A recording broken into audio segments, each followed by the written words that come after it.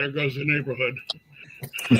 Good Wednesday evening, friends. I'm Joe Gillaway, welcoming you to This and That, the podcast. Without my partner or my co-host, Bill Bostic, tonight. He's back in the Lingelstown Gazette Lab, brewing up edgy local news for you all. This is episode number 20 of This and That, the podcast. And we are sponsored by the American Legion Post 272, Robert H. Hoke on North Mountain Road, Team Pennsylvania, AAU Basketball, and Rickabaz Electric. Thank you to these great local businesses for their continued support of our little podcast. We'd also like to let you know our disclaimer is the views and opinions expressed on this show are those of the participants who voice them and do not necessarily reflect the positions held by This and That, the podcast, as an entity, Bill or myself, or the sponsors who support the show. So if we something comes out sideways or whatever, it's not our fault. All right. So let's upcoming on This and That, the podcast. Next week, there's a big push right now for vocational VOTEC schools. And, you know, not everybody has to go to college, and we know that. And but the VOTEC is an attractive option. We have the administrative director, Jason Civitello, joining us next week on This and That, the podcast. He's from Dauphin County VOTEC.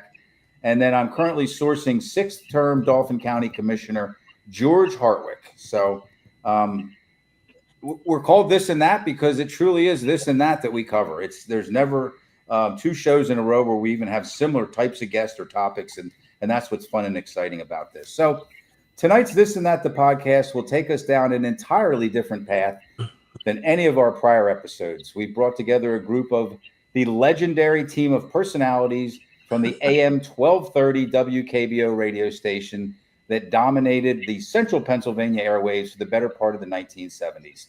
We'll find out how it all started, what made it grow, and what it was like to be part of what became an institution for those listeners just looking for great music or for the entire entertainment package the station grew into. So let's bring them in. Let's start in the center of the screen, the upper center, Carol Chrissy. Oh, welcome, Carol. Thank you. Well, thank you very much for inviting me. We appreciate having you. Michelle Lefevre. Hello. We'll drop down to Captain Dave Edwards. Hi, all y'all. Rick Shockley, the Shocker. Hello. Slim Jim Buchanan. And Bill Truesdale. And I think I know we promised you a few more guests tonight, and they just weren't able to make it for different reasons. And but let's recognize them. They were Dan Steele, John St. John, and Neil Howard. Maybe somewhere down the road we'll have an opportunity to bring them on. So I'm just really excited to have you guys. Grew up listening to. I'm originally from WFIL land. I'm sure you guys are probably familiar. I worked at WFIL. Okay, yeah. I was born in Philly, and wow. And that's what I was listening to before I came up to Harrisburg. But when I say that WKBO was an institution for me, it really was an institution. You guys came out to my high school and played basketball against the faculty, and I had my mom run me around to places where you were doing. Guest remotes. Yeah, right, exactly. So, it was more than just music for me. And I want to mention one more thing before we get started, and that is that Big Jim Roberts, he had my friend and I into his station, into his show one night. Here's Neil. There he is. There he is, Neil. I lied. We are having Neil Howard on tonight, viewers. All right. Hey, buddy. Welcome, Neil. Yeah. So anyway, the only brush I had with any of you was Big Jim Roberts. He had us in for a few hours one night and let us answer the phones and put on some music and stuff like that. And it was one of the thrills of my lifetime still. So anyway, let's, in the words of Fräulein Maria, let's start at the very beginning, okay? And it just has to be that way for this show, of course. In 1971, a fellow by the name of J. Albert Aldane, his group acquired what became WKBO. It was a radio station prior to that, and it became WKBO, the Rock of Harrisburg. So who from the group here was there from the very beginning or soon after? Dave. Captain Dave. Captain Dave. Mike Ray and Al Dane bought the station from Steineman Broadcasting. It was a middle of the road loser. They chugged away with a really horrible format. 1, 2, 3 Radio KB. Big, Right. Happy Day Radio was not happy at all. And eventually, Al and Mike realized it wasn't going to work, so they started looking for something else to replace it with. Yes. There were a lot of turmoil and changes in personnel in the station. Eventually, he wound up hiring Bob Alexander from Altoona at WVAM. And Bob, or Clip, as we have all known him for years, turned the station into a top 40 rocker on Valentine's Day, 1972, the day the rock started rolling. And Bob Alexander was a morning personality or DJ Yes. and the program director, correct? He was a morning drive guy. He had worked at KQV in Pittsburgh, WVAM. He worked in Ohio. The man had good credentials, and he knew what he was doing. Good. Okay. So the original building was at 31 North 2nd Street in Harrisburg. I was talking to Carol today, and that was a happening spot back there, to work right down there. And I just jotted down a couple of you had the Downtown News, the Senate Theater, the Spot, the hotel, which became the Holiday Inn. What was it back then at that Harrisburg Warner Hotel. Hotel? It's the Harrisburg Hotel, wasn't it? Well, the Warner Hotel was there. Well, we don't Was want that to. We don't want a cop to be hanging out at the Warner, do we? There was a lot fun going on. spot, unless you worked the all-night show and had to go. I think- in Was that downtown. it, Rick? The Warner? That was Hotel? the It Warner, right yeah. next door. It was the right Warner. next door. It was the Warner, Yeah, yeah. because I used to run down the stairs at like 2 a.m. to go get a candy bar. And that you're going to stick to that who? story, right? That's the truth. Okay. Right. We didn't have vending machines. The We didn't have hotel that. was the Penn Harris. That's right. Yeah. That's where the tower That was was. the big hotel, which coincidentally was where our tower was located, on the roof. Right. And then also there was a pool hall down there, because I remember a lot of like Senator Geekus and a lot of the movers and shakers used to hang out in that kind of a seedy, smoky pool hall. I forget what that was called, unless it was just part of one of the other establishments. And then of course that was right on what we used to call the circuit, right? You guys remember that? Where all the cars would drive around and do the loop all night long. So was it cool working down there? I wasn't there at the time. However, I believe there was the Senate Theater was also down in that immediate neighborhood, and a porn store. I have no idea how I know that. It was a scary place at night. I was 17 when I started working there, and I tell you, parking at Market Square at night.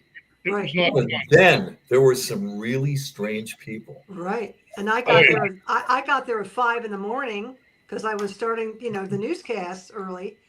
And I'd get out of the car and I'd be smacked in the face with the smell of onions from the Spot. And I'd have to take a newspaper. The Patriot News had been delivered in bundles. Then I slipped one under the rope and put money on top for it. And then a couple of the homeless people would always greet me in front of the station door. And then you'd go up the stairs and you're alone at 4:30 in the morning there. Well, it's just, And a young woman too, yeah. And There was no security. You walked up those wooden steps, and you didn't know what you were going to. I never encountered anybody in there. But you'd go all the way to the top of the stairs, and you'd press the thing to light the light bulb in the studio. Somebody could come let you in. It wasn't real high tech, and there was no security. That's right. The light would go on in the studio. Oh, Back my in those gosh. days, I was doing midnight to 6 a.m.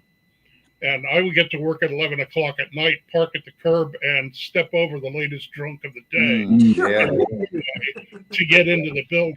Yeah, that was that type of area down there. Yeah, it was. Exactly. Wow. Yeah, and probably hasn't changed a whole lot since then. But so let's move on. We got Bob Alexander, first program director, chief engineer Gary McGill. Oh, Oh, yeah. And God, no one like him. I want to Fantastic. interrupt myself here and thank Jim Buchanan. You helped me hatch this, Jim, by the way. You were the first person I talked to, 2.5 months ago, something like that. And you kind of gave me the lay of the land of who's still around and who was more instrumental or influential.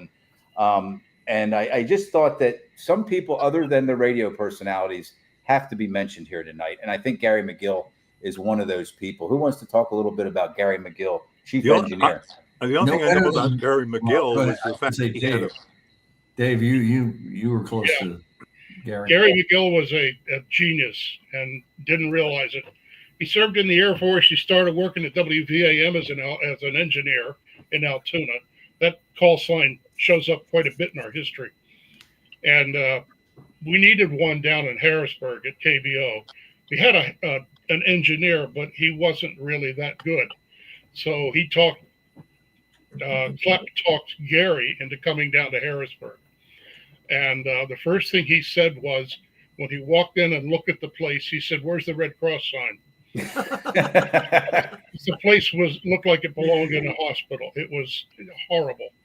And he and Klepp sat down and designed basically our ideal studio, which didn't come to fruition until after Agnes came through. Right. Gary, if you tried to talk to Gary, you'd get lost after the first 5 words, but it was fascinating watching him talk. Yeah. He knew his stuff. Bill, what were you going to say about him? I was going to just say, just historically, I heard that Gary is probably noted for the most important quote ever made about the facility and the ownership at that time. And I understood he would walk around the halls looking at this and looking at that, and he'd say, "Oh, we're all dinged. We're all dinged." Well, that's true. So yeah, but things improved. What I was told is that he didn't have necessarily the newest, most state-of-the-art, most expensive equipment, early on to work with, and he really made it work. I would say that Gary, more than anybody, Gary and Klepp are responsible for the sound of KBO. If it wasn't for the stuff that Gary experimented with, and he actually talked Mike DeRoe into sending us a DAP processor, one of the first ones east of the Mississippi. And Mike DeRoe brought it out on an airplane, brought it into the studio, plugged it in. The two of them tinkered with a half hour, and we sounded like WABC. It was incredible. Yeah. Isn't that something? Now, Captain Dave, can you clarify, back in those days too, the idea about speeding up the turntable with tape around the cap stand to make get more records in an hour? Did we did that for a while or not? That was Klepp's idea. Gary didn't like it, but we did it anyway. Okay. Yeah. If you know music, if you understand music and songs, individual, you can pick that up, I think. Well, back then, the only other real competitor we had in the format was WFEC. Right. So the idea was, when you went back and forth between stations, we sounded great. You went to them, songs sounded slower. Yeah. It made them just bog down. It really did. And it was a trick a lot of stations did back then. The idea behind the speed up was not to get more records in per hour. The gain was negligible. The idea was to make us sound brighter and faster. Okay. Than everybody else. The gain was negligible. That's a nice line there. Yeah. Okay, so let's talk about the original DJ lineup. I mean, you have the morning. Was it called the morning drive? Right? Like is that 6 to 10 and 10 to 2? Yeah. So 6 o'clock. Who came in? Klepp. Alexander. Yeah. And he was by himself for a while, right? Alexander in the morning. That was him. Yeah, he was always the morning jock until he left the station. Alexander in the morning. Then Charlie Adams came in midday. Yep, Charlie Adams. And Sting, right? Actually, it wasn't. Roberts, good afternoon. It was Les Howard to start. Oh, okay. Yeah, right. In middays. That's right. And he left, and Charlie came back. Charlie had worked there before. Right. And then at some point, Carol Chrissy joined. Am I right? Did I get that right? Well, not only as a news person I joined. You were okay. You weren't the partner. I started as a newscaster. I was not a morning person. Okay, so that was what, 6 to 12. That's a long. 6 to 10. Oh, 6 to 10. Okay, that's more. 10 to 2, 2 to 6, right. 6 to midnight to 6. Who came in at 10? Who was the original afternoon drive at I that? can't remember. It wasn't St. John to start with. Jonathan Harris. Who was it? Wasn't it Jonathan Harris? I don't know. The promoter, John Harris? Look, Gary, I'm going back to names like Gary Knight, Jonathan Harris. That's it, Gary Knight. There were some of the Gary early Knight. KBO Oh my guys, gosh, I forgot about him. and yeah, I mean, I remember Gary those Knight. guys. And Oh, Jonathan Harris was the guy. He was out at the new studio at 411 South 40th. Right. He did afternoons for a while. If every time that he'd open the mic, he'd start dancing around the studio. As soon as he closed the mic, he sat down and went to sleep. Watching him work. And then who did 6 to 10 or 6 to midnight at that back then? It wasn't Big Jim Roberts then, was it? You have him. it was John Summers. Oh, John Summers. That's right. Yeah. John's still around. He's down in York. Right. You have them all on your Facebook, on the KBO Facebook page, Captain Dave, all the original jocks, but I didn't jot it down. So, and at that point, I was doing midnight to 6. Right. Okay. So now you're gaining some traction, starting to have a little bit of fun, right? Starting to realize, hey, we can do this thing, make this really good. On the map, who was then added to the team shortly after its inception, and how did that help to elevate the station into what would eventually what it would become at its peak? Who came in soon after the originals? I think the search was for somebody that sounded big market, and St. John was big market. When we brought him in, I have a picture of him someplace standing on City Island with the city behind him, wearing a plaid jacket and bell-bottom pants with a sign, "No heavy trucking," leaning against his leg. That was St. John all over. Yeah. And that's what we were looking for at that point.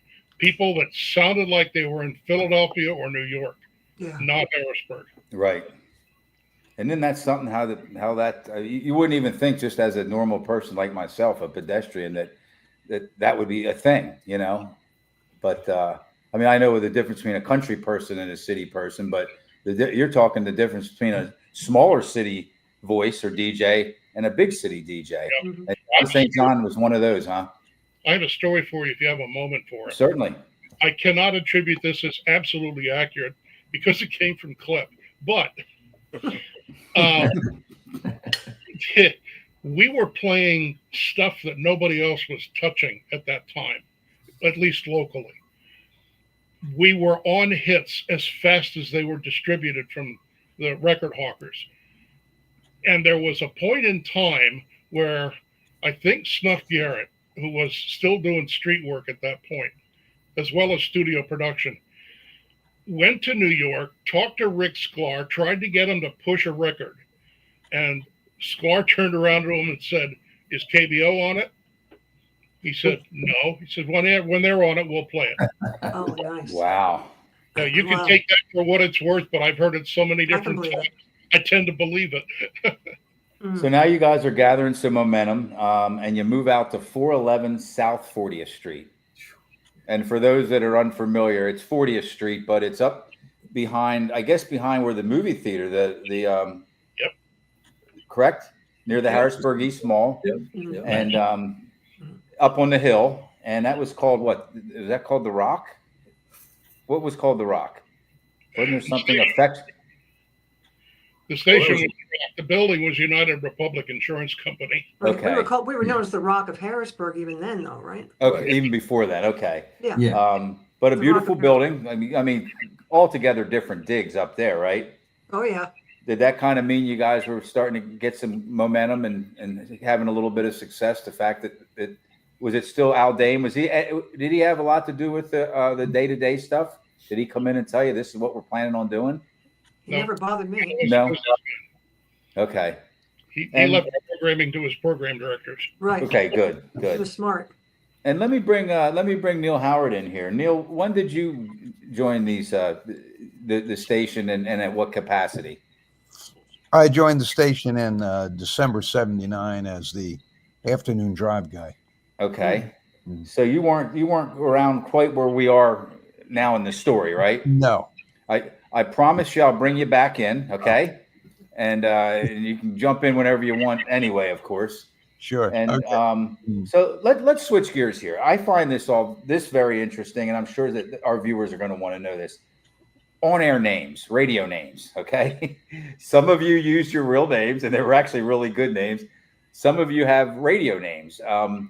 Who has a radio name here? Raise your hand.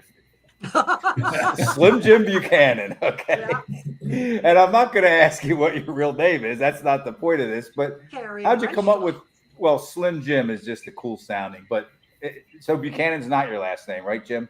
No. So what happened was when I was in college radio, I will just tell you my first and middle name is Kerry Scott. So that's a good name, radio name. Right. I used that in college. And when I got to my first job in radio at WCNR in Bloomsburg, there was a morning man by the name of Carrie Williams, Oh. C-A-R, like Cary Grant. Yeah. But it sounded too Two similar. Carries. And so they said, could you change your name? Like, granted, this is an AM, a little dinky AM daytime station. But they asked me to change my name. So I said, how about if I'm Jerry Scott? Okay. Well, then I got a job at WRAW in Reading and said, I want to be, Kerry Scott. I said, well, we just got a bunch of name jingles and other station jingles for our chain, which was Rust Broadcasting at the time. And, they bought all these jingle packages and they said, well, we kind of do an exchange with other stations with jingles and jocks. And we have an exchange with WPTR in Albany, and we have some names that you could choose from. And one of them was Doug Landon. And we couldn't use that because that was the morning man's name was Doug. I can't think of his last name, but his first name was Doug. Oh. The next name to pick was Guy Hill. Pretty stupid, right? Guy Hill. And not good. And the last choice was Jim Buchanan. Oh. And the jingle kind of sounded cool, Jim Buchanan. You just kind of, I guess, well. Now here I am in the broadcast business for 2 years, and filled with lots of enthusiasm. Let's put it that way. I said, okay, sure, I'll use that. There goes your identity. It just stuck. It stuck. Slim Jim came out of that, and now I did use a different name when I was at WAHT in Lebanon with Tim Burns and R.J. Harris, who worked at the station at the time. I came up with this other name called Chris McKeever, which I used for a while. And then, very fortunately, I was called by WGAR in Cleveland. I sent a tape out there. And when I got there, I said, well, I'd like to use Kerry Scott. And they said, well, you already have Jim Buchanan jingle. Let's use that. So you were already like kind of three people. You wanted to add a fourth into the mix, right? So I said, well, okay. And the name stuck. That is an amazing on-air name, radio name, or story. I'm sorry. Well, and here's another thing, too. The original Jim Buchanan worked at WPTR in Albany, Troy, Schenectady. Did you ever meet that Jim? Years later, I called the Connecticut School of Broadcasting for something. I forget what it was. And I said, yeah, I'm returning the call to so-and-so at the school. It's Jim Buchanan calling. Oh, okay, very good. I'm waiting. And all of a sudden this guy comes on and says, where the hell have you been, you son of a bitch? I don't know. And here he remembered the original Jim Buchanan, who went to work in. The original Jim Buchanan had a radio talk show somewhere in New England, in Connecticut. I don't think he's doing it anymore, but. Oh, that's funny. So yeah, that was my connection with the original guy. Jim Buchanan. So Captain Dave, that's a radio name. So your last name's the radio name, right? My last name is my middle name, my real middle name. Okay, all right. My last name is Ratcliffe, which just doesn't work on radio for some reason. It doesn't roll off the tongue real well. How about the guys the fellows that were supposed to join us tonight? Was Dan Steele really Dan Steele? Nope. No. Okay. And I'm only addressing this because I think that the average person, which I am, likes to know about these things. I mean, I got something about Dan you may not know. Okay. This is actually his third name on the station. Okay. On this station. He had a different name when he was first there. He did midnight to 6 for a long time. Right. And his name was Lou Raymond, right? Lou Raymond. Raymond. Thank Lou you. Raymond. Lou Raymond. Right. He left Harrisburg and went down to Washington. Yeah. And when he PGC. came back as Dan Steele. Okay. Right. Which And was of a course- spin-off of Steely Dan. That's cool. That's really Yeah, cool. So that's cool. John St. John is not really John St. John. No. Michael He's- Zients. Yes. Michael Zients. And now he goes by Zients means wolf in okay. whatever language it is. And now he goes by Airlift Mike, and he's Right. doing very well down in New Orleans. Well, when he was there in New Orleans, Mike McCann, if you listen to a morning radio talk show, He's been a couple of Michael Del Giorno show. the Del Giorno show, he does all the intros Yeah. when the breakers come back on. Yep. As Mike McCann, you'll hear the host say, "Hey, thanks, Mike McCann." And he writes a lot of that stuff too. Yes. He's very active down. He's got a lot going on down there with his media company. So let's talk about news and traffic, okay? And I think that you folks were larger than life too. It wasn't just the quote unquote traditional DJs who were spinning the music. I think every one of you were kind of like your personalities for sure. The news folks that I can remember that I have written down here: Fred Hansberger, Mike Pintek, Michelle Lefevre, Carol Chrissy, and then we had Captain Dave doing the traffic. Is that right? Hal and German. did news too.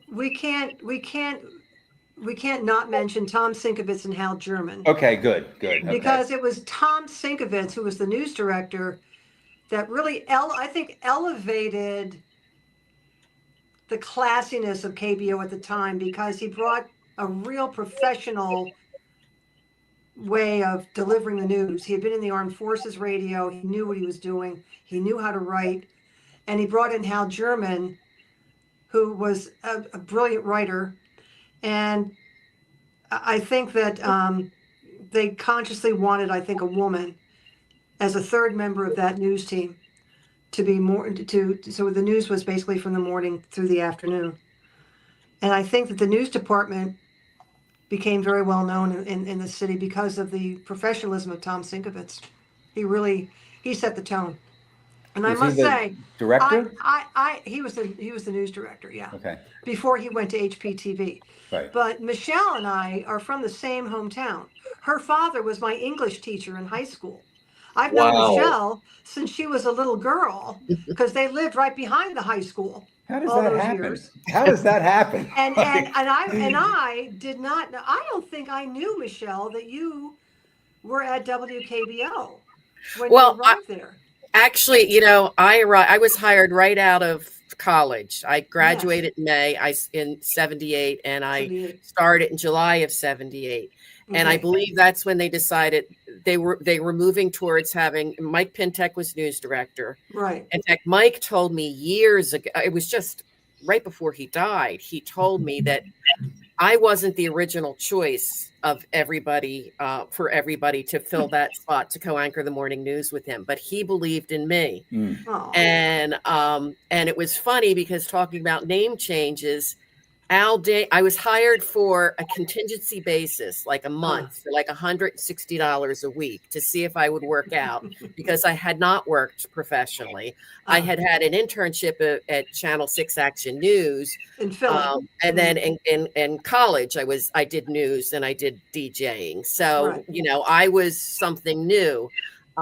Thank God I got it, because Mike Pintek was the best person to learn news from. Sure. And Al Dame wanted me to change my name because he thought Michelle Lefevre was, it's not like Al Dame, it's strong. Michelle Lefevre is sort of soft.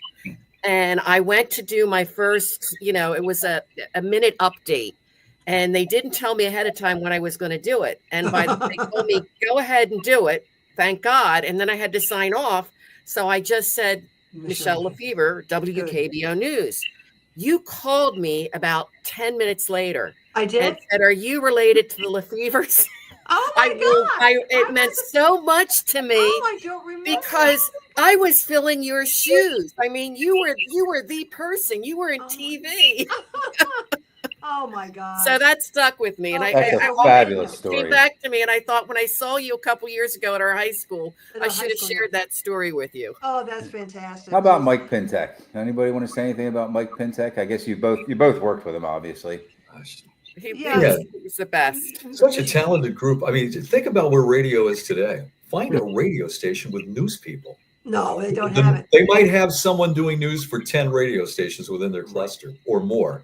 There's no. It's all syndicated. I'll give you a great example. When when Trump was shot, I got in the car. I tried to find a local news station. This is Nashville. It's a pretty big market. I couldn't find one station, including the news talk stations, that had live coverage. I literally had to go on the iHeart app to find a station like in New York or something. Right. It's really sad. But back then, we had a fully staffed news department. We did. It was amazing. How about a plane in the air with Captain Dave doing traffic reports? I know. Nobody does that today. It was a class act. The whole station was Jim class. Buchanan. I was going to say, how about one name we forgot? Tony Gaskin. Oh yes. Yeah. Was he there when you were there, Michelle? Yeah, okay. I was there with him. And then the other one was Joe Wambach. Right. From WFIL. Yeah. I mean, we were thrilled to have someone from Philly there. Yeah, that's right. And then it was amazing that on Saturday or not Sunday, but Saturday afternoons, we would still have news. Yeah. And morning, midday, we'd have news cut-ins. Oh yeah. Wow. It was amazing. Yeah, you guys were doing it all. That was the kind of the full package. Full service. Yeah, full service wraparound. Yeah. In the business nowadays, they call it live and local. And it's the one thing that the big stations don't want to hear because they can't do it. They're doing is Central Hub News from New York for 15 stations around the country. Yeah, it's true. So somebody just mentioned like live updates or live news. Let's talk to Michelle Lefevre about when TMI broke. Mm-hmm. I think, and that Captain Dave was definitely integral with that too. You started the whole thing. Yeah, let's start with Captain Dave, and then I'm going to let Michelle take over because you took over after Captain Dave kind of figured out that there was something not right about it. That's a perfect chronological way because that's about the way it went. Okay. I was driving around. At that point, I was on the ground in a vehicle, driving down Interstate 83 up along Union Deposit. Unit 1 was already down for maintenance, so I expected to see steam coming out of Tower 2. There was nothing coming out of the tower at all. I knew enough about nuclear energy and how it works to know that if it was running, there'd be steam. So I had also earlier in the day spoken to one of my friends who's was a fire officer at that point in Lower Paxton Township. And he asked me if I knew what was going on because there had been an alert passed around to all of the Dauphin County fire companies and the York County companies as well. I had not heard anything. When I went out on the car, I was speaking to a friend of mine who ran CB Channel 9 as a monitor for emergencies, and he asked me the same thing. Well, I got two guys asking me about emergencies, and there's no steam coming out of the tower. So I picked up the mic and I called Mike Pintek at the studio and gave him all that information. And when I hung up the mic, he took over. And Michelle, you're on. Okay, and I would say this is where I'll tell you that it's different from the way news is done nowadays.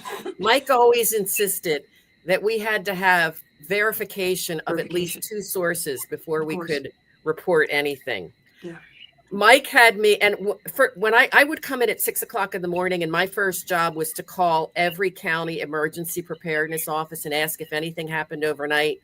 Right. When I called them at 6 o'clock, I was told that everything was quiet. Now that accident had happened a little after 4 in the morning. Right. So Mike had me call Dauphin County. Meanwhile, he picks up the yellow pages and calls 3 Mile Island. Right. I confirmed from Dauphin County that there's an emergency and fire engines are going down. The operator at TMI was so flustered, she patched him into the operating room. At the control room. Like the ground zero of the Right. facility, right? And Mike identifies himself. This is Mike Pintek, WKBO News. I understand there's something happening. And the guy said, we have an emergency here. We can't talk to you. You need to call Metropolitan Edison Company's Reading office. So much for public relations, huh? And this is all happening between 8 and 8:25. Mike gets Metropolitan Edison Company, gets a guy by the name of Blaine Fabian, who verifies that there was an incident at 3 Mile Island. So at 8:25, Mike was the first to report that there was indeed an emergency at TMI, but that no injuries had been reported. Right. Was that kind of the biggest thing or the highlight of your Oh yes. And you know what's really ironic is a couple days before then, I found that news goes in cycles. Sometimes you're super busy and sometimes it is boring as anything. And Mike said, we need a catastrophe. We need something like a plane crash. Oh, not that much of a catastrophe. Wow, that's crazy. I would constantly remind him of that years later. And Michelle, I'm going to allow you to plug the documentary that you're on because I watched it.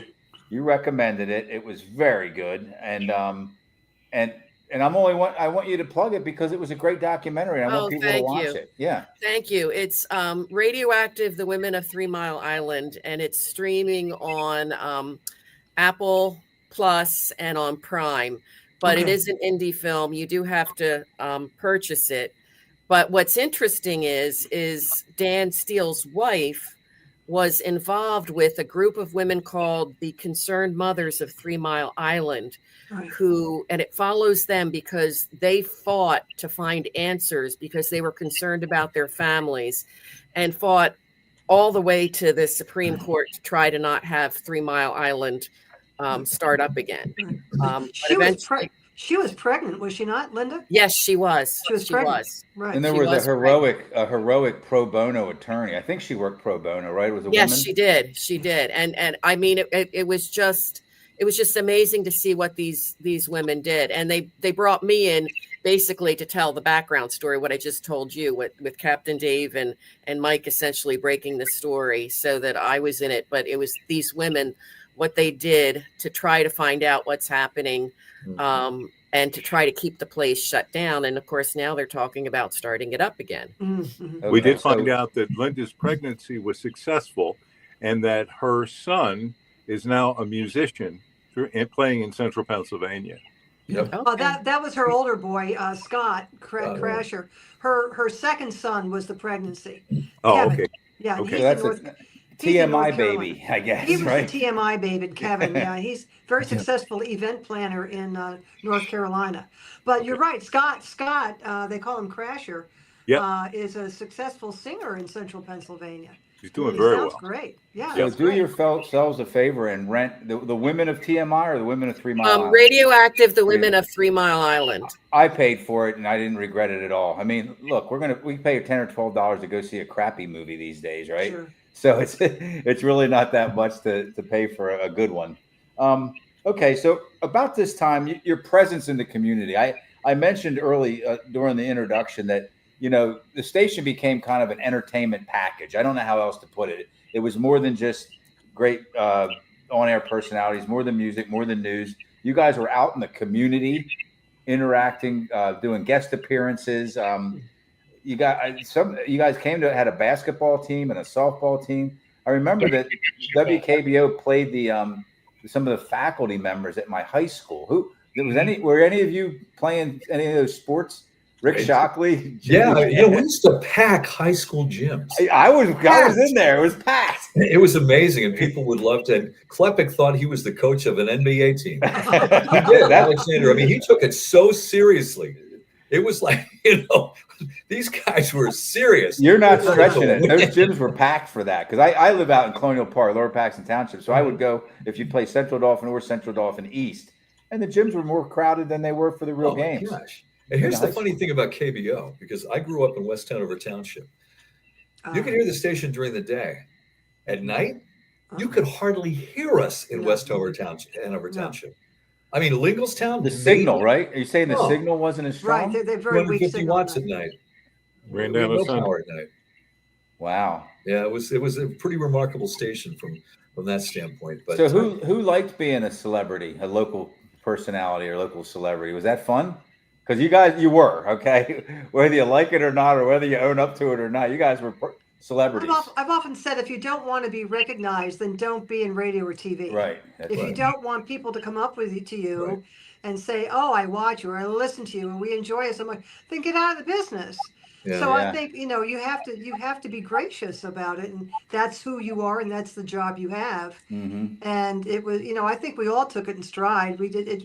None of us had huge egos. I mean, I really don't think we had huge egos. I don't We were think so. We're just just having a good kids. time. We were just kids having a great time We were. at this job that we had.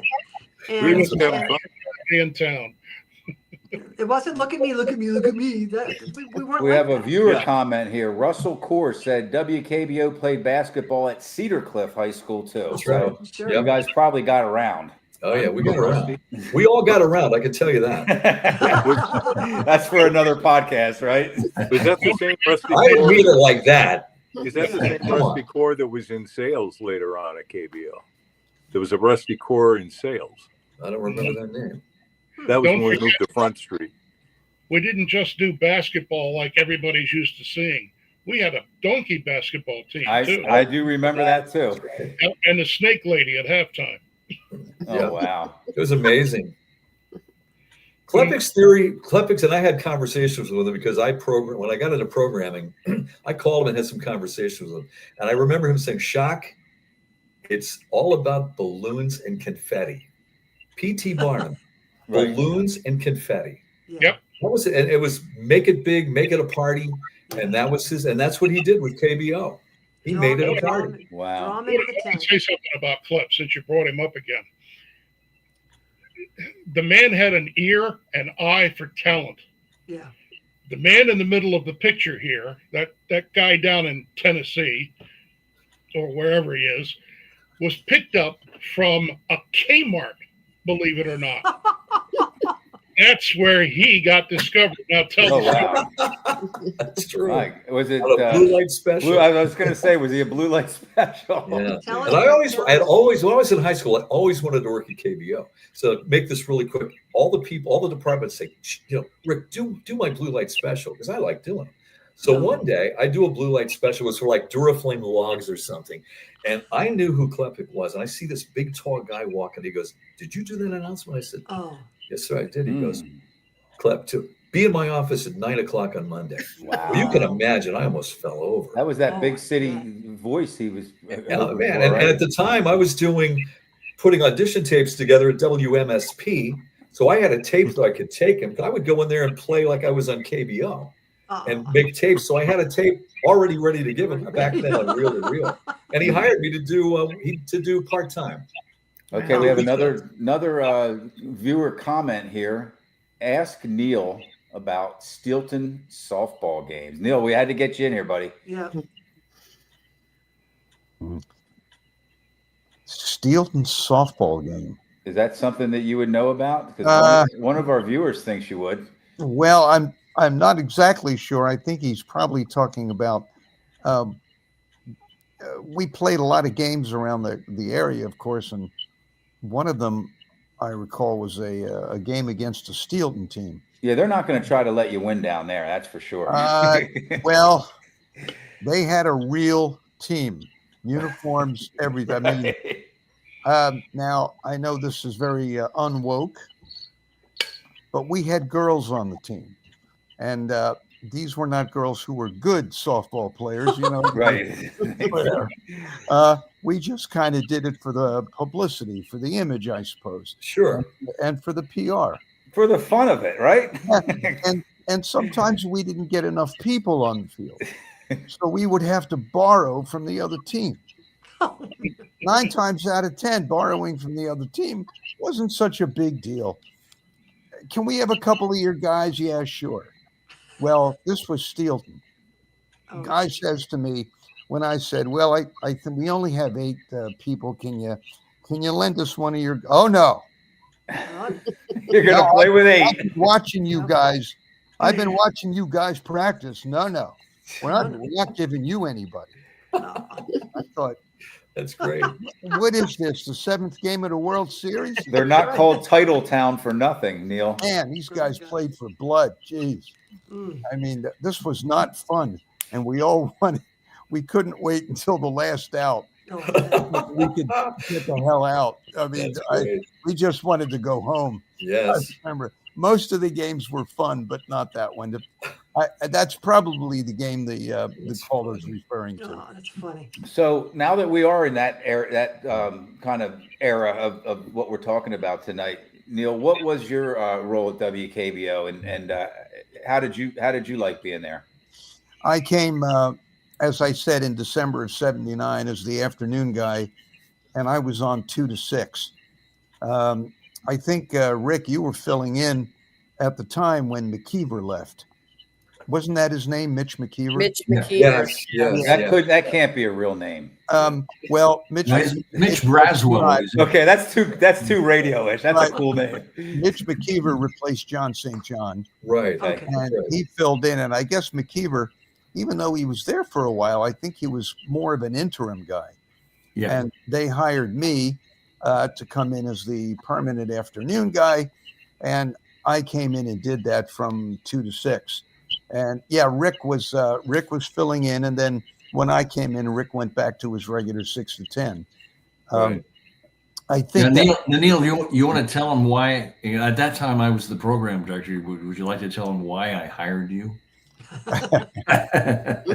Well, I answered an ad in Radio and Records. KBO had you had an ad for an afternoon guy. Yeah. So I sent you a demo. I was in Green Bay, Wisconsin doing midday.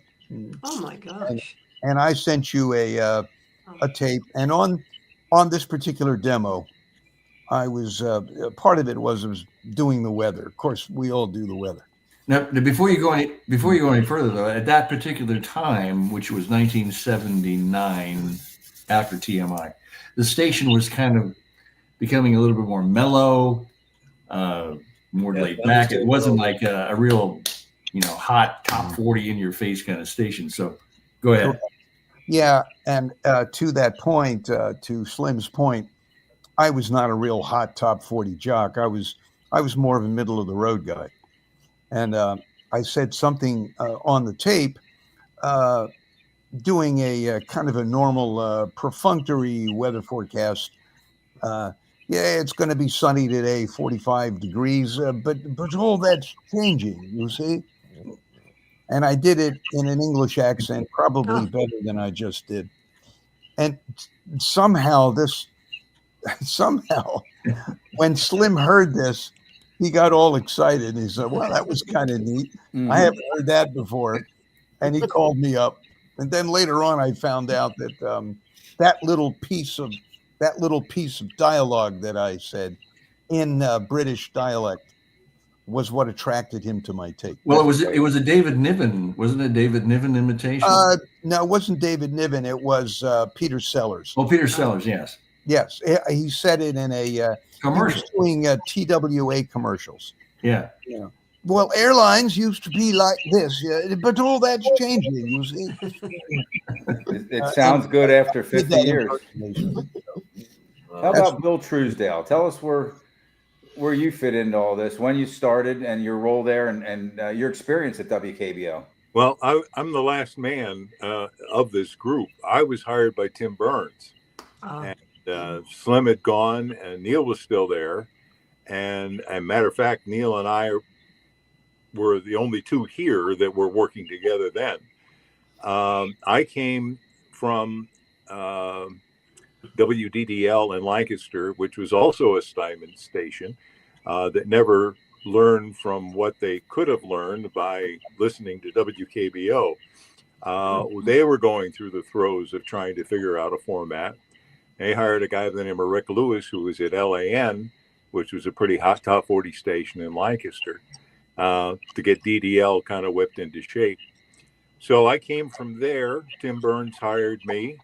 I did middays. I replaced a gal. I'm not sure I remember her name. Neil, do you remember who I replaced? Oh man, Betsy K. Betsy K. Yes. Right. Betsy K. Thank you very much. So my tenure there was definitely not top 40. It was more MOR, not MOR. I'm sorry, more adult contemporary.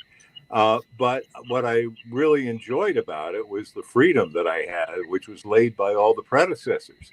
The KBO had a reputation in news, and so much so, I would get a phone call every now and again. I think I did an evening stint sometime, and I got a phone call from AP Radio, and they wanted some audio about a snowstorm that was happening in central Pennsylvania.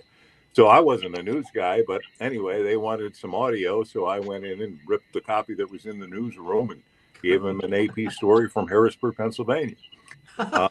That's what you call pivoting. Well, Yes. yeah. And you know, I think Good for you. most of the talents that were at KBO could pivot. Yeah. I think that was kind of their nature. My interest was music.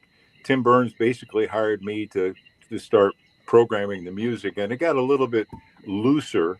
It followed kind of an oldies format. We had some block programming with Conrad, who did a weekend show with oldies.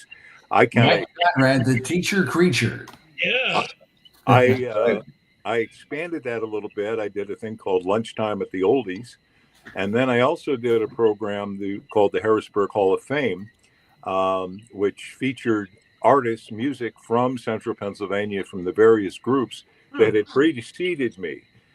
Groups like the Magnificent Men or the Legends, which spawned Dan Hartman, Kenny Chandler, the Emperors, the El Dante. So I'd get members of those groups on the radio, and I'd have a special show that I did Sunday morning on that.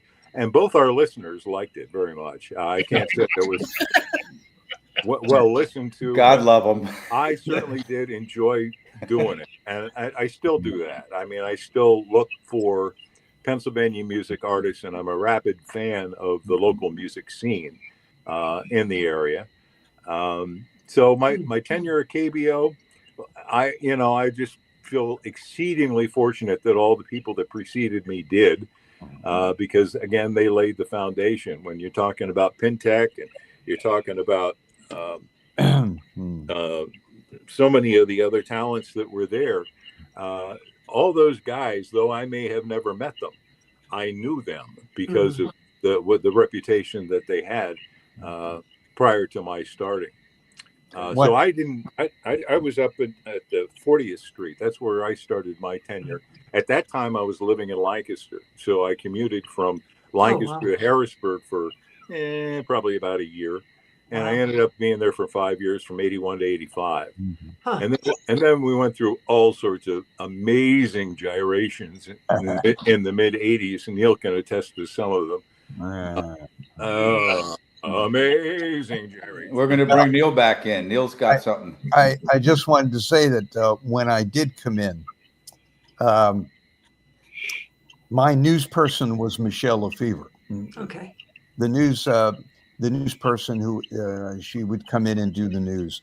So I was on the air, and Michelle was the news person. Yeah, because by that we started dwindling. All of a sudden, things were getting cut, and then it was just Mike and me doing the news, and then Mike left and went to KDKA, and I guess Dennis Edwards came in, and then we only had like 2 people doing newscasts. Yeah. I have to admit, I rode the last wave in. Yeah, that was the advent of FM. When I got there, KBO was pretty high, pretty hot, and I rode that last wave in. Yeah. It was really good up through probably the time that we lost Dave and then Slim. I mean, everybody, they started to fall like leaves. Dave and Slim are hard to replace, that's for sure. You start losing people like that, you might be in a little bit of trouble. Well, Dave was my, I'm sorry, I'm calling him my traffic guy as if he belonged to me. He was mine too, by the way, Neil. That was everybody's. Yeah. Well, he was the traffic guy, and we had a back and forth that was kind of fun. I used to enjoy it because Dave always had a really good sense of humor, didn't take himself too seriously, and it was fun. That makes life better. In For the what end it's worth, of days, enjoyed working with you too. in the end of days in news at KBO, Michael Parks did news as well as Don Rooney and Dennis Edwards, and that was No kind of like relation. the end as well. And I don't remember, was there a John Beakley did news? Anybody remember that? There was a Matt Hoff. Matt Hoff, I remember Yeah, him. Matt Hoff. Mhm. Okay. Yeah. So Yeah. let's talk about a guy that wasn't on the payroll. I would call him a recurring guest, a regular recurring guest. And I always enjoyed this. I couldn't wait for this guy to come on every morning. Woody Himmelberger. Oh, Woody yes, Woody. Himmelberger. Man, did that ever work? I kind of consider myself a pretty bright guy. I was thinking this little limping, hardworking Amish guy with a bad back. You know, whatever. Can we go so far as to say that who Woody was now? Or I don't know who was that. I don't know. I don't know. Where did he live? Where did Everybody, Turkey Hollow. everybody wanted to know who I- Woody Himmelberger He was. lived in, I Wherever think, Burden Hand or No, one of those- Turkey Hollow. He lived Turkey there. Hollow. That's right. Okay. And he always We knew kept the date. reaching the locks and he still got in. When you heard, I think the first sound you heard was the door opening. Is that correct? Right. And then the date. Is that what it was? What was the date? Today, if Woody were around, what would he say the date is? Why, this now once is Wednesday, August number 20, 2025. We're all losing it still. Boy, That's it's funny. amazing, Slim, that you picked up on his voice so well. Oh my You wouldn't God. have to remember. You wouldn't have to remember any of his jokes, would you? Oh, please don't. I tried so hard to believe that wasn't really Woody Himmelberger, and I think I actually knew that it really wasn't, but that wasn't good enough. That you were still so good at it, Jim, Slim Jim, that it was Woody Himmelberger. Allegedly, Jim. Here's the Allegedly, background. Here's the background on Woody Himmelberger.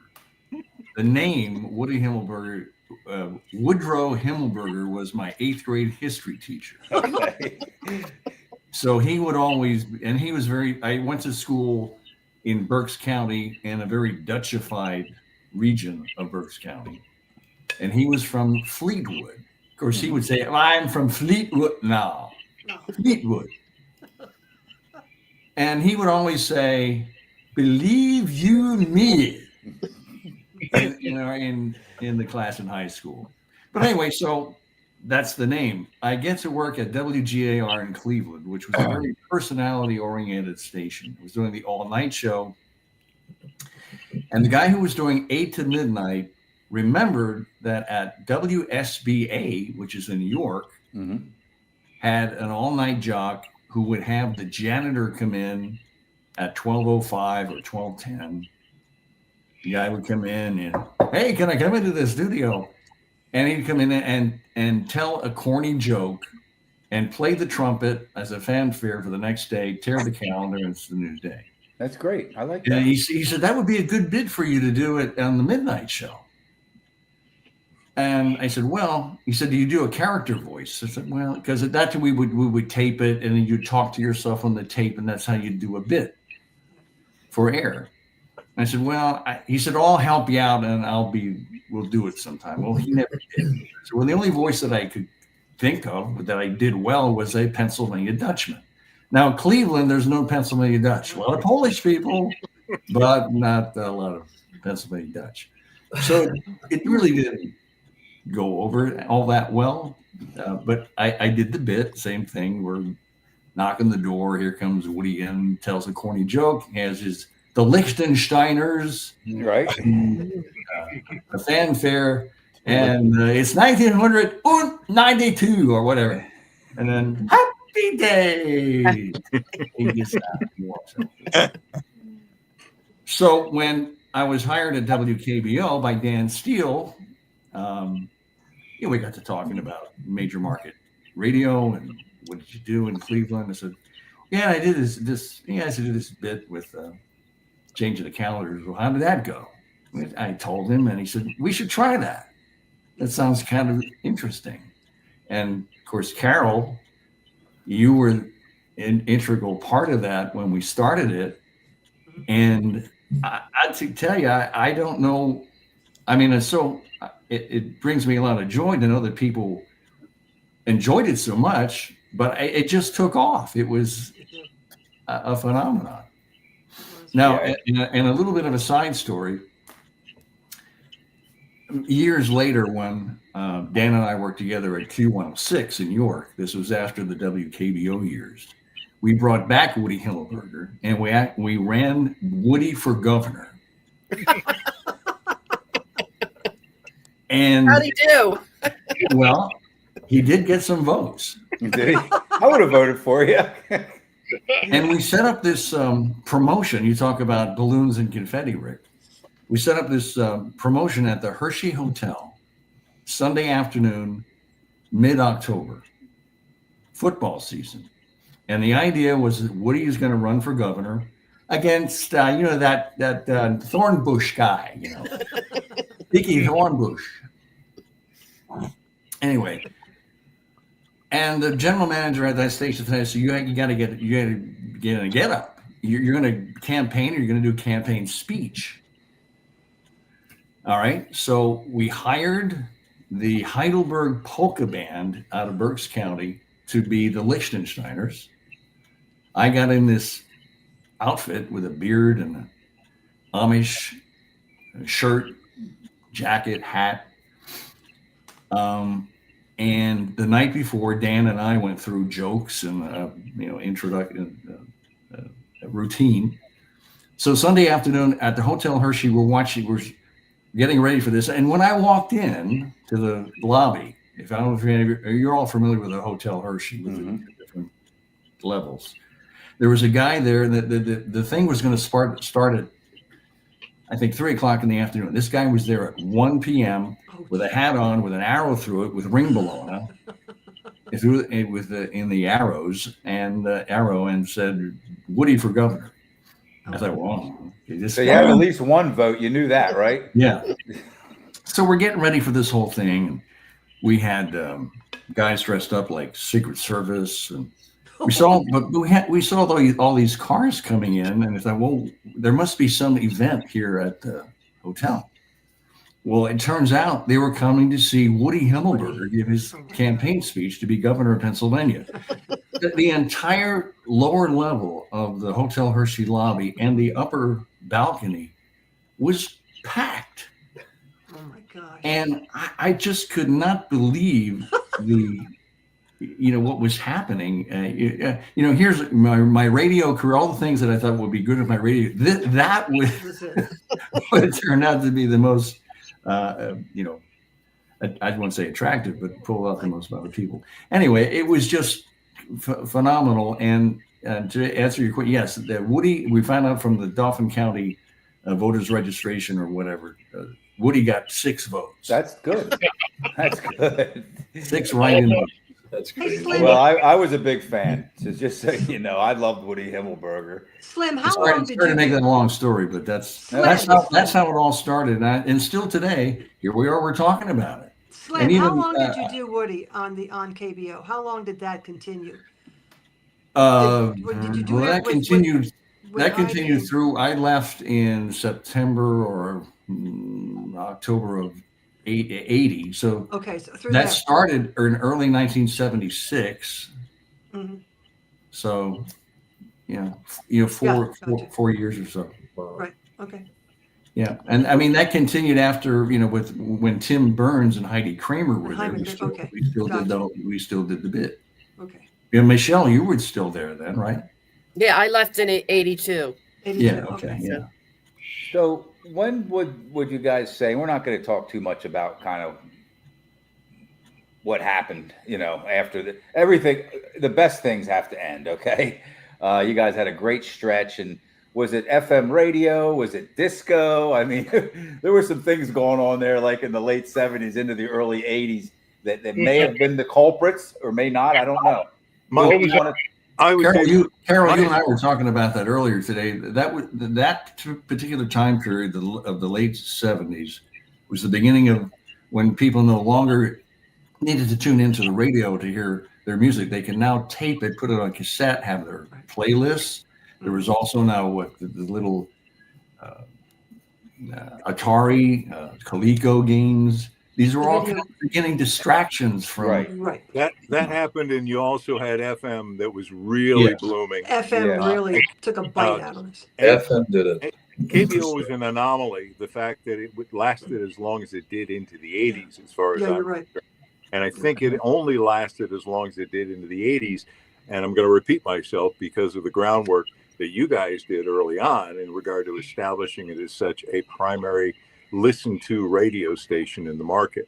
When I would say up till maybe 83, maybe 84, putting a little bit of my ego in there, it really started going downhill. And Neil and I can testify at the end how ugly it got with some of the quote unquote theoretical talents that were coming in here and really kind of making fun of an abomination of a radio station. I won't name the two names that come to mind, but those of us in the industry might know them well.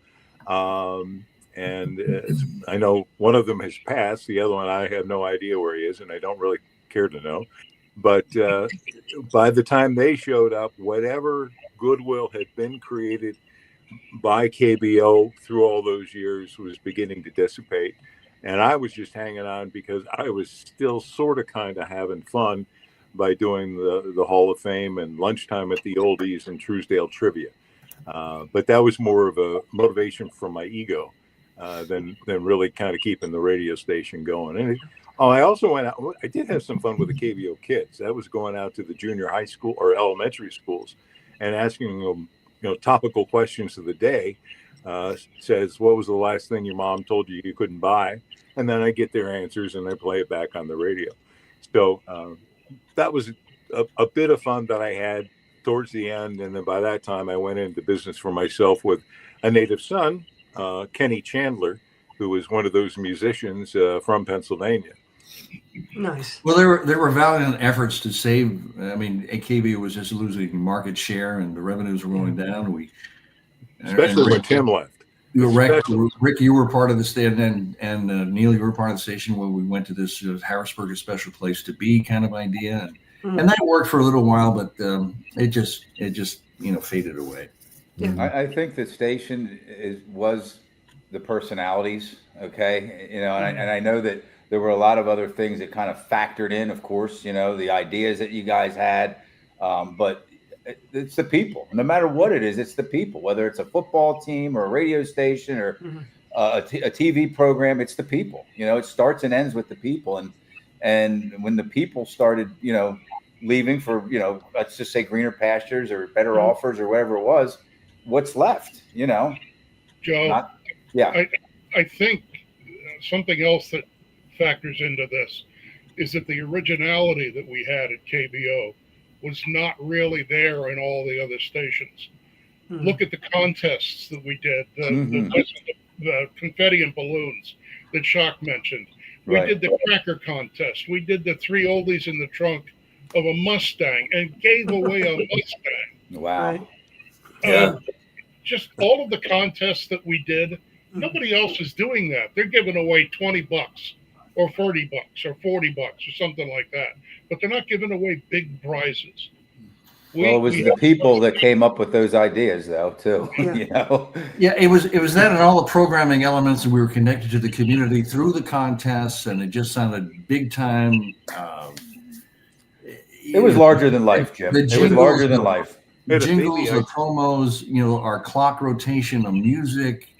It just worked for that particular time, and I was quizzed by Rick Alexander, who I don't know if some of you folks know who he is. Big radio name in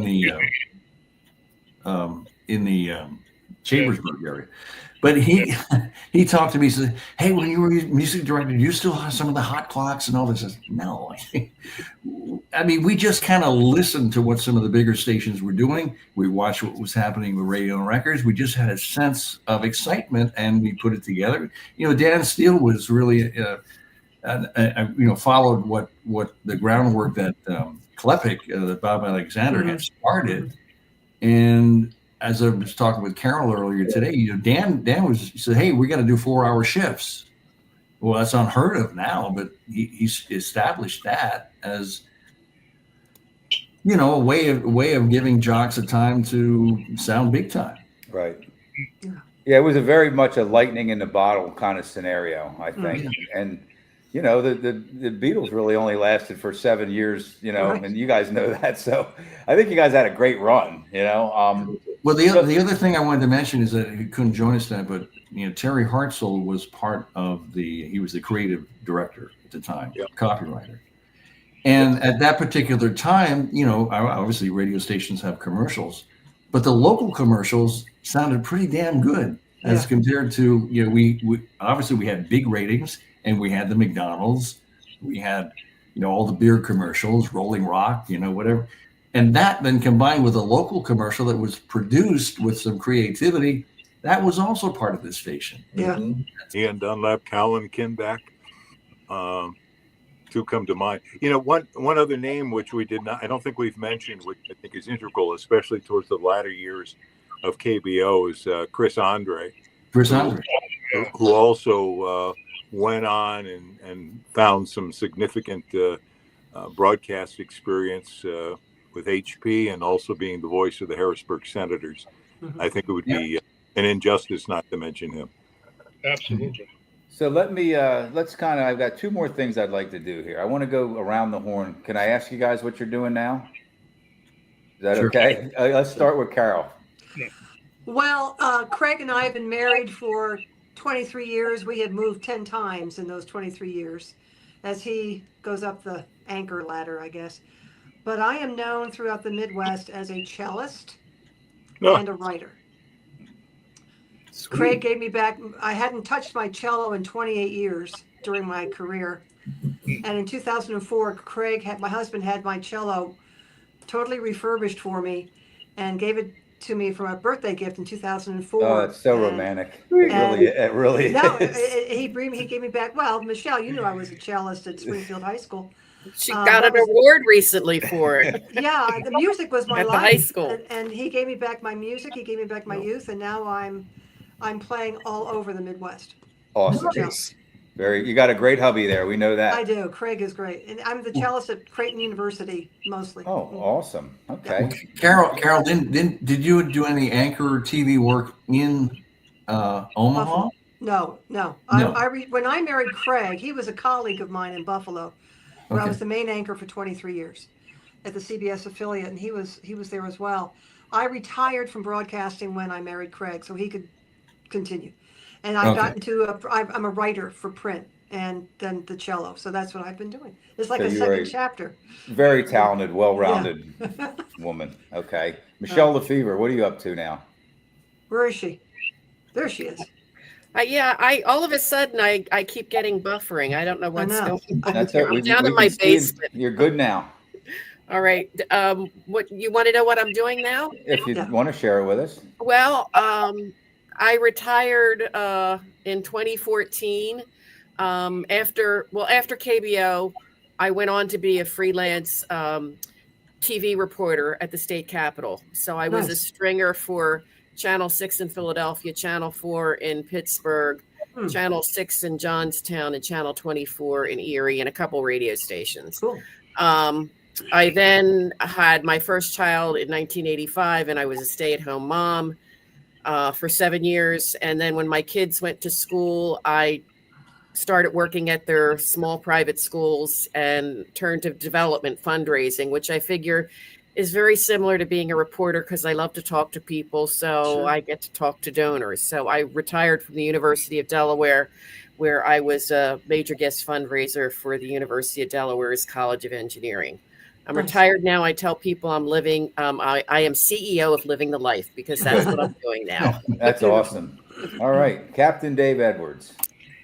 I got out of broadcasting at the tail end of when it was good and went into IT, believe it or not, and spent 35 or 40 years doing that. And I finally retired in the late 2018, I think. And here I have been sitting at home playing with computers and wishing I was back in radio again. I do occasional voice work for a friend of all of ours, Bill Kaufman, who was running an internet radio station, and he needed a voice, so he pled with me to do it. Is that Bill Kaufman from WHP Radio? Yep. Yep. Oh, okay, cool. Yep. I'd bet you still have something left in the tank, Captain Dave. If you go on to Live 365 and search for music for old farts, you'll find the station. Okay. All right. All right. So let's move into the center square. The shocker, Rick Shockley. What are you up to now? Oh, I left. I still do radio, but I left it full time as a program director in 2020 when we moved to Nashville. So I had done programming in various markets and left that job. However, I still work with that group in the Naples-Fort Myers market. I do a show daily for them. Nice. Through the magic of technology. I do a morning show in Scranton, Pennsylvania, daily, and I do a midday show in Eugene, Oregon. Oh my! So I do some occasional voice work. So, and I work 2 days a week. Jim again, I do the same thing. I work busy as ever, huh? At my local golf course pro shop, which is probably the coolest job I've ever had because I love golf, and I would do it for free. Don't tell them that, by the way, but I would. And enjoy it. It's only 2 days a week. So I really kind of stay busy. My wife is, she's still doing real estate. And we have 3 kids here and now a couple of grandkids, which is great. Yeah, just really enjoying it and staying somewhat busy. And it's kind of where I am. Okay, that's probably a pretty good segue for Slim Jim Buchanan, the golf pro shop thing, right, Jim? Yeah, I am on Rick's wavelength with working at a golf pro shop, and I've been doing that for about 5 or 6 years at a few different courses. So, yeah, I really enjoy that. Then the voiceover work, and Rick has been trying, and I'm hoping that maybe someday it'll come true. I would really love to do voiceover work for a radio station doing voice tracking, and Rick's very good at that with the 3 stations he just mentioned. But I still do some voiceover work, and I've been doing being the voice of the Pennsylvania Cable Network (PCN) almost for 25 years. So that's been good. Yeah. But the voiceover business has gone, as Rick will attest to, and Neil as well, has gone through so many changes. It's not as lucrative as it used to be, but I still do that. Whenever something may come my way. But the real thing that I'm really enthusiastic about is I sing with a local big band, the Generations Big Band, and front the band with Sinatra, Michael Bublé, Nat King Cole stuff. And wow. And so that is really a ton of fun. Oh, yeah. And we do about 18, 19 gigs a year at various clubs and hangar dances. This past year, we got into the World War II weekend at Reading, which is one of the largest World War II reenactments and gatherings in the world. And so we're really fortunate to be able to get into that. So that's what I've been up to, and married, and just to enjoy doing things around the house, landscaping. So that's what I'm doing. Very interesting. Bill Truesdale. Wow. Jim, I had no idea you were so much into music. I need to get some copies of some of your stuff. With that voice, how could he be bad? I mean, he sounds like a big bad lead singer, that's for sure. No doubt. I had my first wife, Cindy, passed away in 2016, December. Shortly thereafter, I retired from all the silliness that I was involved in. I was a broadcaster for 10 years. I got in sales, and I did that for 20 years, figuring that, well, if I can sell something, first I sold radio, figuring if I can sell something, I guess I probably have a job somewhere. I wasn't so sure about that as far as broadcasting was concerned, as goofy as it was in the mid-'80s. So I'm fascinated that you were a cellist. My wife, my new wife, Rosemary, who I met back in '69, but we didn't marry until we reconnected in 2017, a Hallmark movie type thing. Super romantic. She's a violinist. We got written up in Harrisburg Magazine, bunch of pictures and all that kind of fun stuff. Oh, excellent. I worked briefly for Trogs Brewery as a greeter, and I also worked for Wolf Furniture. So I sold furniture in my end days. I wasn't lucky enough to stick with the industry. However, I keep my nose in it because I am a very active supporter of local music, either music from the past that came from Pennsylvania. I try to archive it. I try to save it. Make sure that future generations realize the great music that came before them in this area. And I'm also looking forward to the artists that are now making their presence known in the community. So that's why I need your music. I'm a big supporter of those artists. As a matter of fact, Don Rooney, you may remember the name, has a podcast called Musical Intertube, not to be confused with Musical Interlude. It's Intertube. He's had me on there several times, and we talk about Pennsylvania music in different forms. We had one initial program. We did one on Christmas, and just recently, we did one on summertime tunes from Pennsylvania and the vicinity. So if you'd like to tune that in, you can just kind of look that up on YouTube. It's Musical Intertube. He's got different artists, much like this format in regard to it's a lot of this and that in regard to what's going on. So that's, if you were to see where I'm sitting, I am like totally surrounded by music and vinyl. I like that, whatever it is. I like that backdrop. Neil will definitely attest to my my vinyl addiction. Oh, yeah. And as a matter of fact, Neil and I worked as competitors all during this year. Even though I got out of broadcasting and got into sales, I did a ton of private parties, wedding receptions, and class reunions. And I have the honor of believing that I kind of got Neil involved in the private party business. Is that true, Neil? So Neil Howard, the private party business? Well, I left radio in '89, and I guess partly through the well, first of all I saw was Bill Truesdale making all this money on the side, and I figured, what the hell? So I got into it too. I left radio, but so I floundered around in the DJ entertainment business for a while. I mean, I made a living. You did well. Yeah, I did okay. But in the mid '90s, I went back to college and got my graduate degree, and that's really cool. Good for you. And 1999, I left both businesses. Well, I left the other business, the the party entertainment business, and I started teaching at Penn State. Oh wow! I was a professor of Holocaust studies there for 25 years. Super. Wow, good for you. Nice. And I retired from there last fall semester. Oh no! Very good. You are a group of Renaissance people, that's for sure, and I mean that. My gosh, what a talented group! Let me tell you, Neil and Karen had one of the best DJ shows out there at the time. The magic that Neil, you and Karen were able to do was to get people out on the floor and have fun.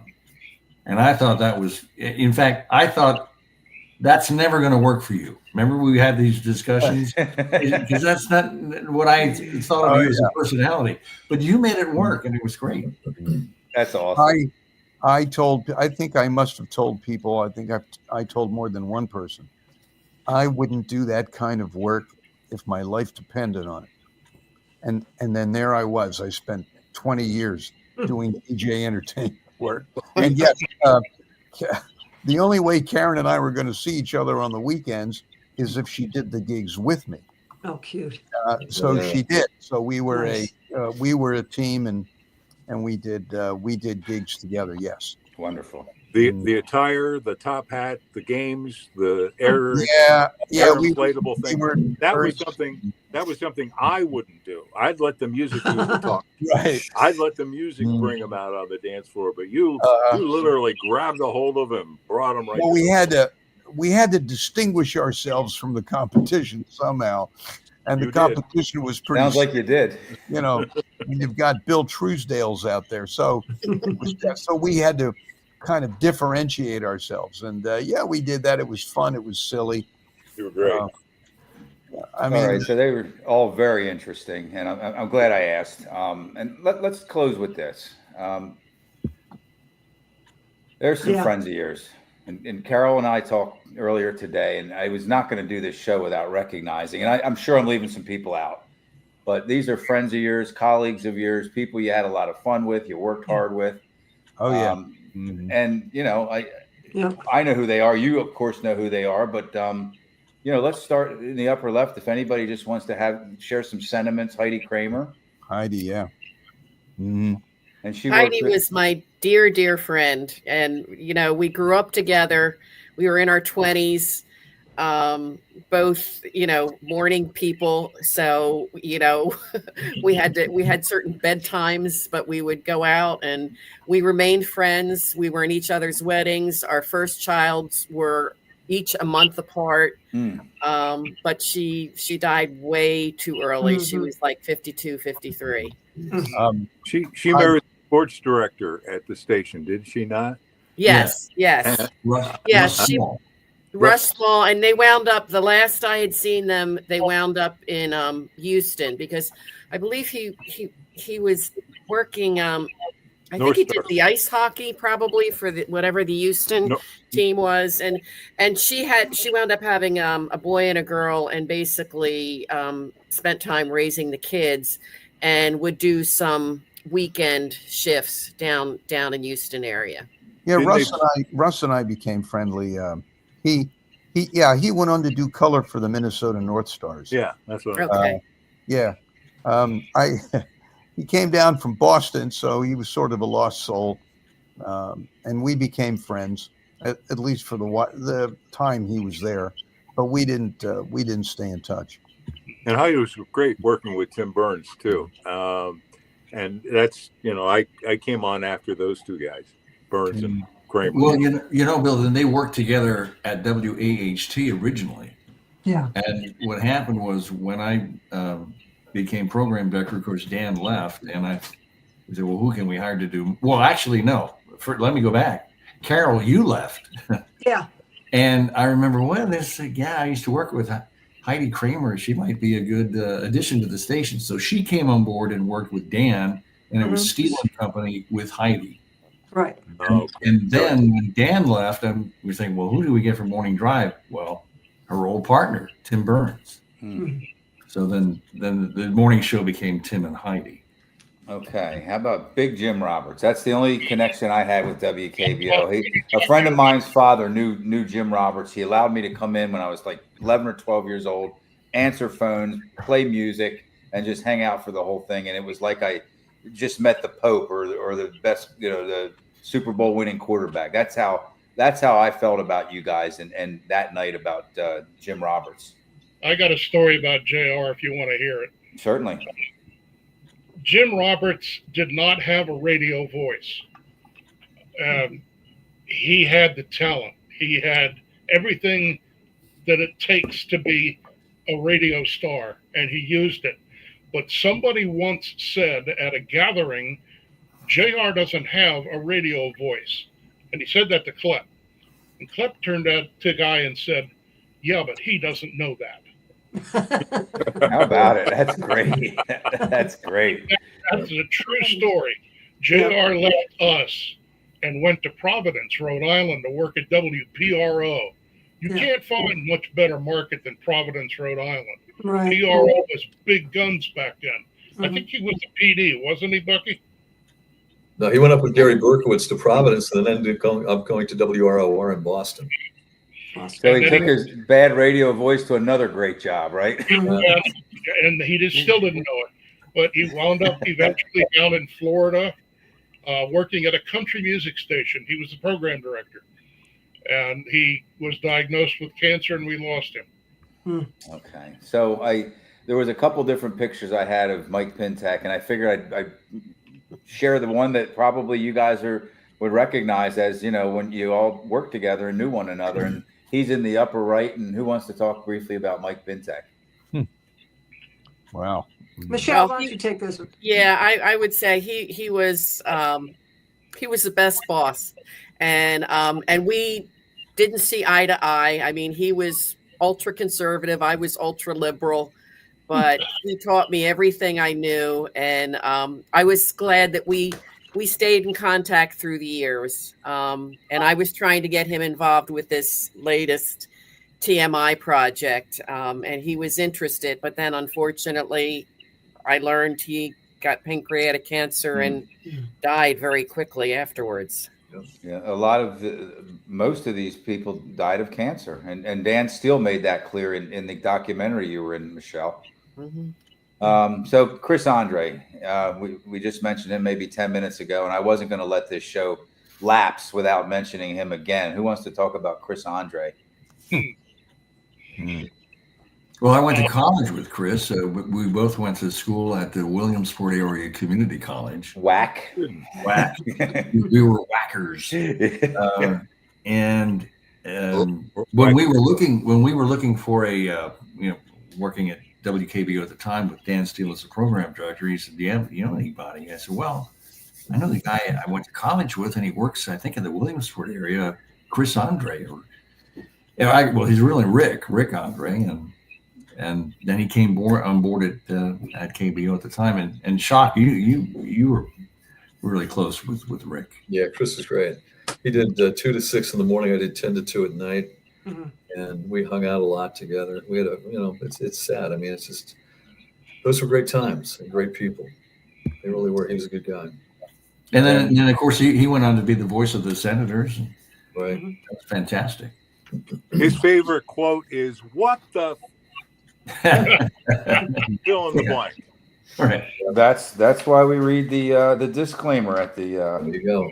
No, this is an adult show, by the way, so we're okay with that. Okay. All right. So bottom row center, we're going to talk briefly about Gary McGill.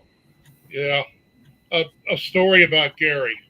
1972, Agnes came through. We were on the air in the morning. They told us that they would not be pulling the power off the station until sometime around 10:30. The water was rising around our substation. Up 10:05, we went dark. Gary hopped in his International Scout. He had an idea. Drove all the way back to his home in Blair County, loaded a Jeep generator engine into the back of his car, drove all the way back down here again. Al pulled some strings with PP&L and got enough cable to run from the parking lot to the 9th floor where the transmitter was located at the Penn Am. We ran the cable, we fired up the transmitter, it didn't work, and Gary went out and got drunk for 24 hours. It was something he knew that might be a problem, but he couldn't do anything to fix it. He tried though, didn't he? Never. Wow. Never again will that ever be done. That is the power of local radio. You get an idea, you go for it, you make it happen. If it didn't happen, you go get drunk for 24 hours. That's again, correct. that's never going to happen again. We would have been back on the air again. So let's finish with the gentleman in the lower left here, and that's somebody we haven't mentioned yet, but I think he was one of kind of the straws that stirred the drink around there, right? Fred Hansberger? Yeah, Fred and I were high school classmates at Springfield High School, the same high school that Michelle's dad taught us. He was a tuba player in the band, in orchestra, as big when he was 16 years old, as big as he became as an adult. Fred was our state college correspondent when I was doing news in the morning at KBO, and he would feed us stories from State College in Central Pennsylvania, North Central. And when Hal Germany left, when he left, Germany now once. all right, when he went to start Starview 92, the FM station, I suggested that we hire Fred Hansberger to come down to become the new news director at KBO. And Now, so where was he Mike did. Pintek at this time? Well, Mike came after I left to become the morning personality with Dan. Okay. Fred then hired Mike. Okay. So it was the two of them in the newsroom.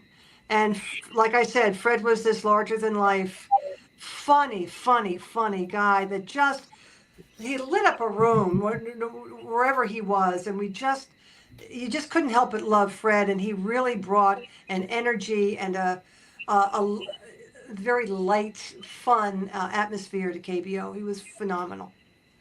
And then he went on to Group W. He left KBO and went to KYW, All News Radio in Philadelphia, and then eventually to another Group W station, KDKA in Pittsburgh, where he was the long time talk show host there, and he brought Mike Pintek with him to KDKA. And Fred died a very excruciatingly agonizing death from a neuromuscular disease. But he just wasted away.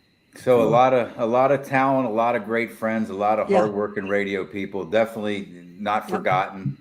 That's for sure. So, well, thank you all very much. I mean, thank you. That's a thrill. That was a thrill for me. I was so excited and so nervous for the last 6 weeks that I had this opportunity, and I'm like, just let them be who they are. And that's kind of what we did tonight. And I want to thank John St. John for trying to be here. I know he was committed to it, and he and I talked for a while. And of course, Dan still tried to get in and wasn't able to. So, Bill Truesdale, you like trivia? Maybe you and I will get a little trivia something or other together one of these. I love trivia.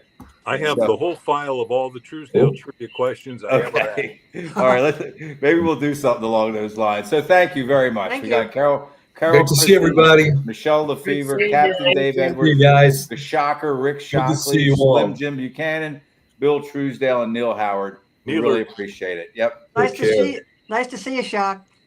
You too. Good to see Have you. a great evening, everyone. All right, Take baby. care. Thank you. Good night.